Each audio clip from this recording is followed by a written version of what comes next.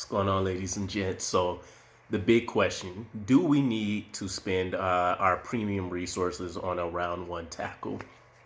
My answer to that is going to be a resounding no. Now, do I think we need some kind of, I think we do need to spend somewhat of a premium asset, just not a round one pick. Um, Things could go very south. I'm no genius, right? Maybe we do pick him Ike. Maybe something goes wrong at the tackle battle. We have a plug and play option that can excel right away. In the ideal world, that makes perfect sense. For me, though, there's so many holes at other areas where the draft is strongest at, and we're in prime position to kind of scoop up some of those players. It only makes sense to try to focus on some of those weaker areas rather than trying to strengthen this particular position. Now,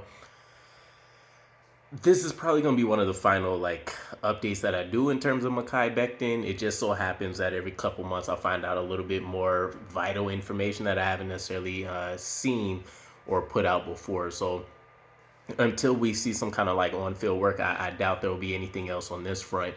But in the whole Mekhi Becton saga, if we take it from scratch, and by the way, this whole little quick review and additional information I'm going to give is all from the standpoint, again, I don't think we need a round one tackle, and here's essentially why. So it all started with the injury, right? Mekhi Becton dislocates his knee. We get the time frame put out there by the Jets, 4 to 6 week injury. It didn't pan out. I believe it gets bumped up to a 6 to 8 week injury, and then all of a sudden we don't really hear anything. The last quarter of the season is coming up, and then officially they decide to shut him down, and fan base goes crazy. They're wondering what happened, yada yada. I think the huge thing, and his one of his biggest, most vocal supporters out there is Duke Manyweather, in terms of the outbursts that we get from fans, some trolls, etc. on the issue.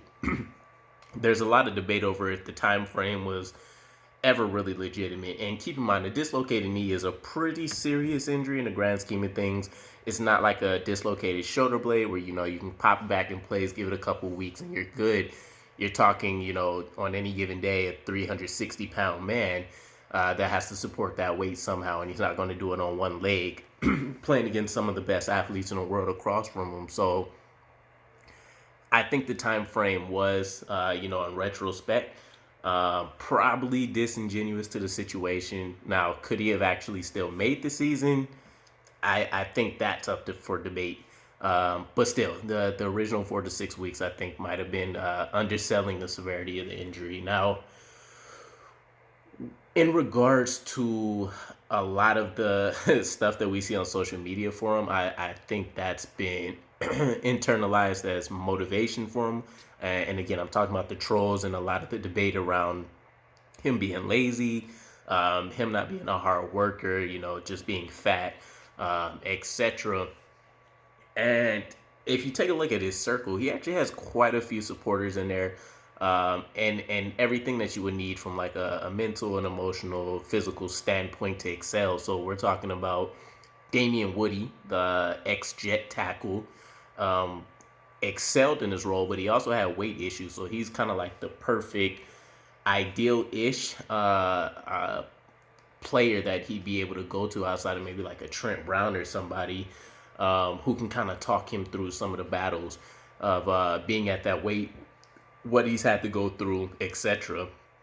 As I mentioned, Duke Manyweather, and I don't necessarily know what to call him ideally, but he's who he goes to train with during the offseason as his O-line coach. Get the technique down, some fundamentals, etc. Really try to step his game up to the next level. And again, he's been his biggest vocal supporter. He's called out on multiple occasions that the timeline is BS. He's also went to arms over the fact that he's not lazy. He puts out consistent workout videos, which again, it's not actual on-field work or anything. It's we're literally talking about gym workout videos, but it's not like he's having them, curl a couple 10-pound dumbbells, do some light jogging, anything like that. He's putting them through some what looks like pretty rigorous enough exercises for somebody that still might not be, absolutely 100%. We have the newest addition, which we kind of been hearing about more lately, in Ann Claiborne. She's essentially like a world-class nutritionist. She has a brand company called Customized Concierge Nutrition. Essentially, she caters to like a lot of high-end executives, and then in the sports world, a lot of athletes and everything from the NFL to the Olympics. That's kind of how she's made her bread or butter. And it was interesting because when I took a look at it, I guess they went with the concierge term not to be fancy, but because they kind of have that high-end clientele. And when you think about concierge, uh, you know, let's call it poor man's like room service, right? They kind of cater to whatever your specific needs are going to be. So along with him having Ann Claiborne that brought on a personal chef, there's additionally a personal trainer. Duke Manyweather isn't actually that titled person.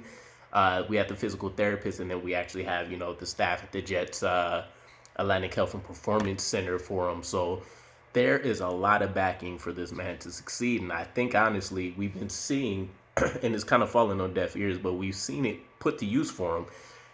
If we're taking a look at again kind of the before and after, the time frames and stuff in camp, he was around 360 pounds, which may or may not have been ideal, but whatever the case is, he was at a playable weight where he can make things happen. Post surgery, he did balloon to 400, and everybody made a huge deal about it. But what do you expect a man that size to do when his meals are probably going to be the stuff of like The Rock cheat meals on like a daily basis, and he can't necessarily get a workout or anything in because he's still trying to rehab his knee. So not to make an excuse, but him kind of ballooning a bit makes a whole lot of sense. And to be honest, 40 pounds in the grand scheme of things isn't that much. It's just that he's already a man of gigantic stature, so it just kind of elevates the situation that much more. But he's had Ann Claiborne in his corner since training camp of last year, and it's continued, and it sounds like they made a lot of progress and headway. Nobody still really wants to clarify like a necessary weight that he's at.